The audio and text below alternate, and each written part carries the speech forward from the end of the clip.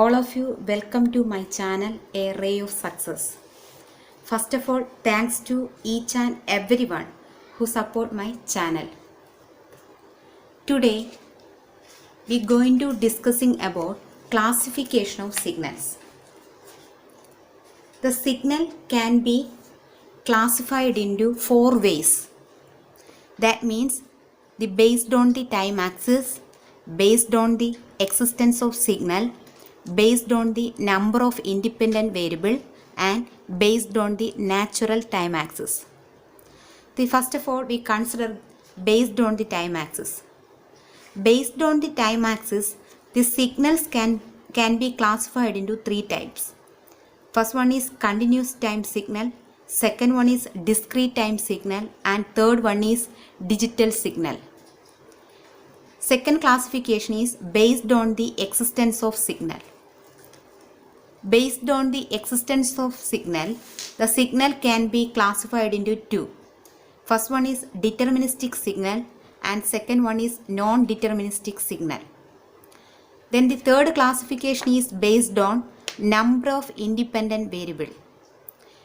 Based on number of independent variable, these signal can be classified into two, one-dimensional signal and multi-dimensional signal. Next classification is based on the natural time axis. So, based on the natural time axis, signal can be classified into four.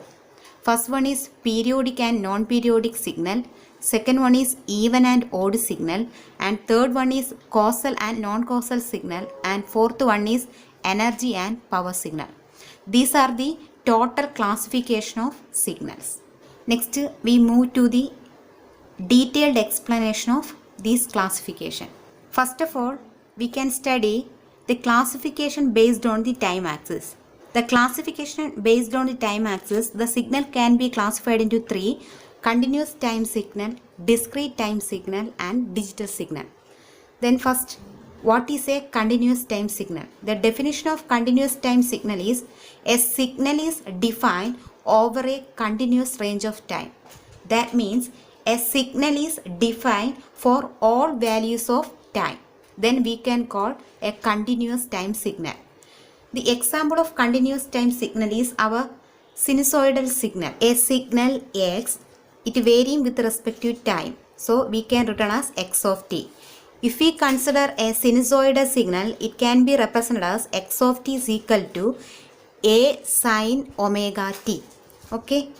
Also, we can draw here. This is your time axis. This is your signal axis. Then we can draw. This is the example of continuous time signal. This signal can be defined all values of this time. So we can call this is a continuous time signal. Here we can see this 2 indicating the amplitude of signal. So this a value can be written as 2. Its time period can be written as 4. So we can write the equation x of t is equal to 2 sine omega t. Also, omega can be written as 2 pi by t. This is the formula of omega. So we can written as 2 pi by t value become 4. So you will get pi by 2. So signal can be written as x of t is equal to 2 sine pi by 2 t. This is our continuous time signal. So a signal is defined over a continuous range of time. We can call it a continuous time signal. Next we go for what is mean by discrete time signal. In discrete time signal, a signal is defined as discrete instant of time. Then we can call it a discrete time signal. Here I can draw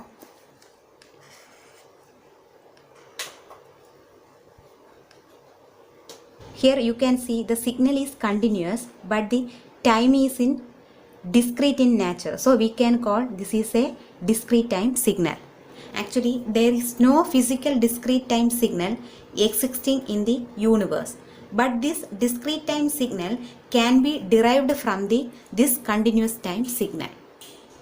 These are the main concept of discrete time signal. In discrete time signal is defined at discrete instant of time. Then we can call discrete time signal. Also, two more points. The time is discrete in nature, but the amplitude is continuous. So we can call this is a discrete time signal. The third classification is digital signal. What is mean by a digital signal? The signal that are discrete in time and quantized in amplitude are called digital signal. Here also amplitude and time also in discrete in nature. So we can call it a digital signal. Also this digital signal also derived from the continuous time signal. Then how we can get a digital signal from this continuous time signal? To get a digital signal we need a sampler and a quantizer.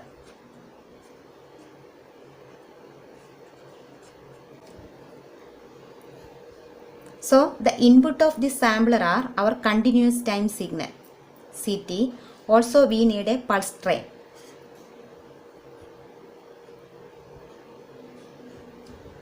After this sampling process we getting the discrete time signal. That means here we can draw this discrete time signal is given as the input of our quantizer. This quantizer quantizes the amplitude level of this discrete time signal. So we get a digital signal. That means we get a quantized amplitude level. After that we assign some digital values to the corresponding amplitude level. So we get a digital signal. So we can define the signal that are discrete in time and quantized in amplitude we can call as a digital signal. So these are all about the classification based on the time axis. So based on the time axis the signal can be classified into continuous time signal, discrete time signal and digital signal. Okay. Thank you.